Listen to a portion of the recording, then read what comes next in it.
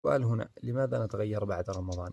لاختفاء عزائمنا وضعف نفوسنا، فقد تولدت همم وشعت عزائم لم يرعها المرء أو يضن بها. قال الجنيد رحمه الله: عليكم بحفظ الهمة، فإن الهمة مقدمة الأشياء.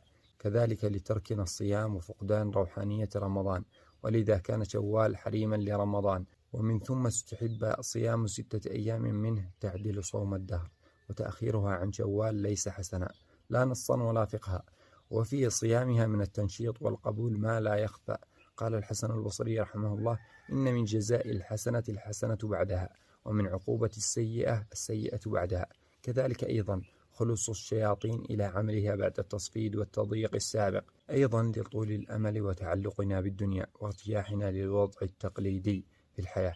كذلك أيضا لتراجع العلاقة الوثيقة مع القرآن وذهاب أكثرها بسبب التأجيل والتسويف، إذ للقرآن سر